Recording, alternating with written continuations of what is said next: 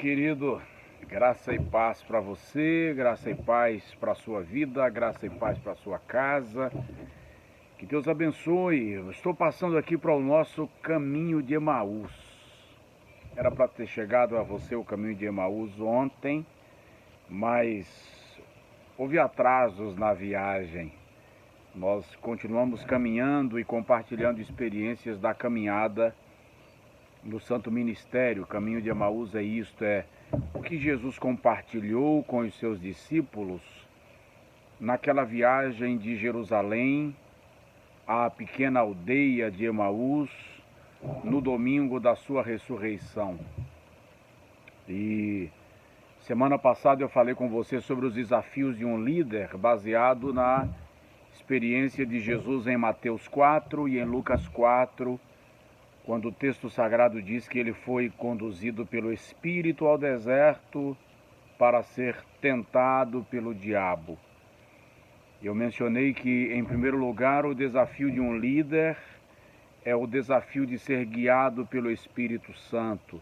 Falamos disso, você pode ver o caminho de Emaús da semana passada, e eu quero dar sequência hoje nesse pensamento, nesse raciocínio, aliás, até pegando um pouco do gancho da semana passada para dizer que nós precisamos ser guiados pelo Espírito Santo até quando não entendemos a direção que Ele está nos levando.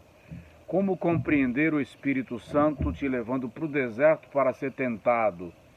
É meio estranho, mas faz parte do treinamento daquele que está sendo capacitado para exercer o ministério que o Senhor lhe confiou.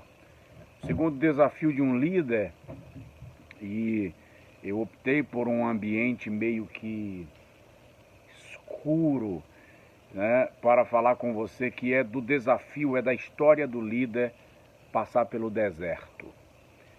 O deserto é tão parte da nossa história quanto a própria história. A Bíblia diz que Jesus foi conduzido pelo Espírito ao deserto para ser tentado pelo diabo.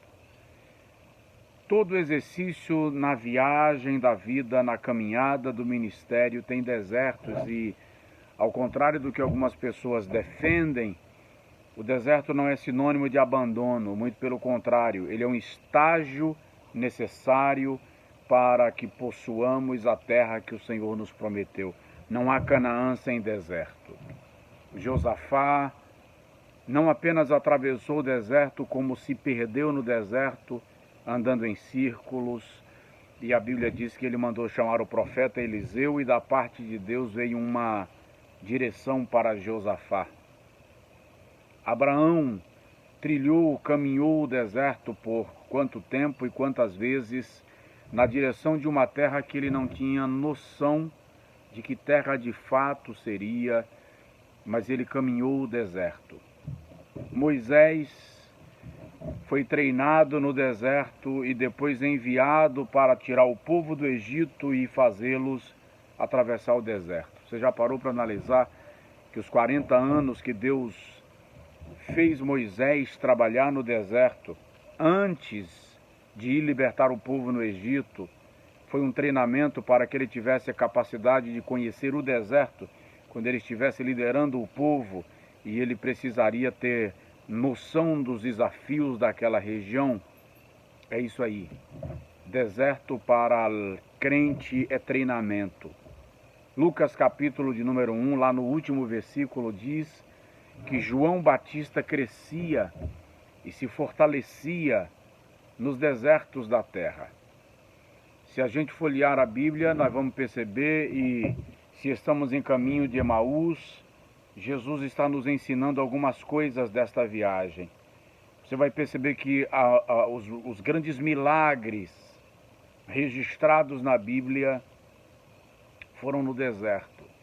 O deserto é o lugar onde a codorniz cai no arraial. O deserto é o lugar onde a água salobra se torna água potável. O deserto é o lugar onde sai a água da rocha. O deserto é o lugar onde Deus protege o seu povo das pragas. O deserto é o lugar onde Elias é sustentado pelos corvos. O deserto é o lugar onde Jesus inicia o seu ministério sendo tentado pelo diabo, mas a partir daí, Jesus é muito lindo isso, porque ele não transforma pedras em pães para ele, mas ele multiplica pães para a multidão no deserto. Então, querido, na sua vida ministerial, na sua trajetória, você vai atravessar desertos. Eu tenho o meu, você tem o seu, e o incrível, ninguém vai entender quando você está no deserto. Você vai enfrentar todo tipo de situações, incompreensões, julgamentos, concepções, mas é preciso entender que se Deus te levou para lá, Ele tem um propósito, e Deus não vai te deixar morrer no deserto. Quando você vai ao deserto porque o Senhor te levou, aquilo que serviria de morte para outros, servirá de treinamento para a sua vida. É o caminho de Emaús, é a viagem.